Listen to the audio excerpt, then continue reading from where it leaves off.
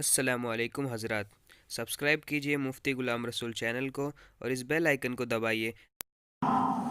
اس ادارے میں آخر ادارے کو نہ صرف یہ کہ خراج عقیدت پیش کیا ہے بلکہ یہ اعلان کیا ہے کہ اللہ نے اس کو پورے عالم میں شہرت عطا کی ہے۔ ہم نے نہیں کہا، ہماری طرف سے کوئی اعلان نہیں کہا ہے تو آپ اور لگا رہے ہو۔ ہم نے کہا، ہم نے بالکل نہیں کہا، عالم نے کہا۔ ہم کیا ہیں؟ عالمی ہے۔ عالم نے کہا، عالمین نے کہا۔ ہم کیا ہیں؟ ہمارا ادارہ کیا ہے؟ عالمی ہے۔ ہم نے نہیں کہا۔ ابھی چند سالوں پہلے حرم شریف کے 2 امام ہوئے تھے، انہوں نے معنی میں لکھ رکھا ہے مدینۃ العلم العالمیہ۔ ہم نے بالکل نہیں کہا۔ یہ تو عالم والوں کا قصور ہو سکتا ہے کہ اس کو عالمی ٹائٹل عطا کر دیا، ہم نے نہیں کہا۔ لیکن اتنی بات ضرور ہے، ممتاز ترین ادارہ ہے۔ ہمارے اکابر کی خصوصیت ہے، کسی بھی فرقے باطل پہ کچھ چلنے نہیں دیا۔ اگر ہمارے اکابر ان کی راہ میں روڑے نہ بنتے، دنیا کے اندر فرقے باطلہ ہی دندناتے رہتے۔ ہمارے اکابر نے ہر فرقے باطلہ کے دندان کو اکھاڑ دیا، ان کے عزائم پر پانی پھیر دیا۔ اگر اکابر دیوبند نہ ہوتے، دنیا کے اندر فرقے باطلہ ہی پنپتے۔ شیعہ کسی کے نام لینے کی مجھے کوئی ضرورت نہیں، جتنے بھی فرقے باطلہ ہیں ہمارے اکابر میں سے آپ جائزہ لے کر دیکھیے، کوئی کسی فرقے کے پیچھے پڑا رہا، کوئی کسی فرقے کے پیچھے، کوئی پھر کسی فرقے کا جائزہ لیا، ہر ایک کو ڈنڈا شکن جواب آپ کے اکابر نے دیا ہے۔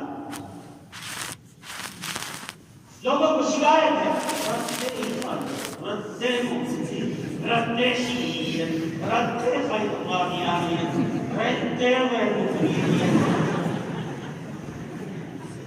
ہر ایک نے نصیحت کی، مولانا رد ہٹا دیجیے، رد ہٹا دیجیے، لیکن اللہ چاہتے ہیں کہ رد نہ ہٹے۔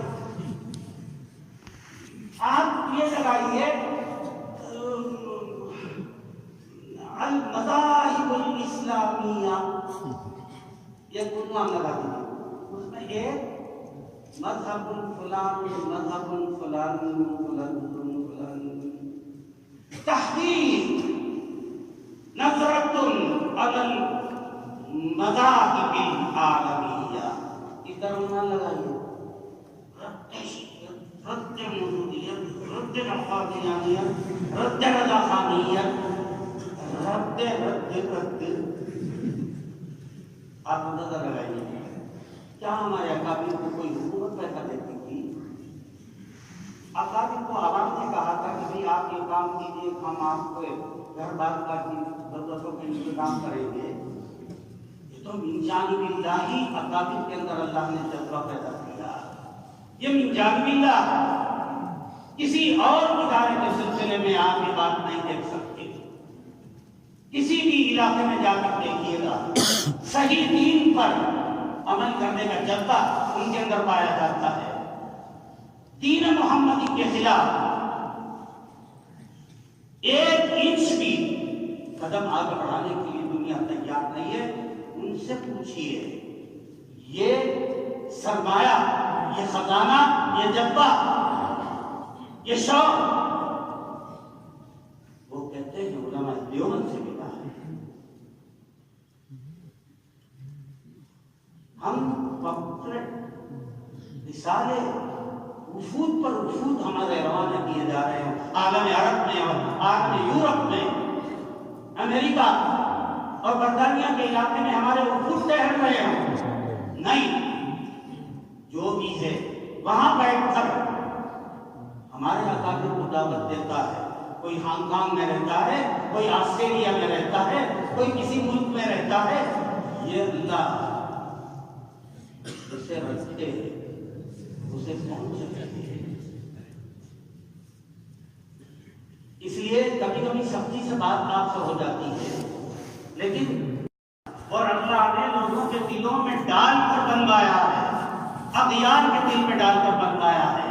ہم پر اور ہمارے عقائد پر، ہمارے مسلمات پر، مسلک دارالعلوم دیوبند پر نکتہ چینی کرنے والوں نے آ کر یہاں یہ ہمیں ٹائٹل دیا ہے، اگر علماء دیوبند نہ ہوتے دنیا سے علم حدیث کا خاتمہ ہو چکا ہوتا۔ علماء دیوبند ہی کی وجہ سے ان کا احسان ہے علم حدیث پر، اور بعد میں کہا سرکار پر حق احسان ہے۔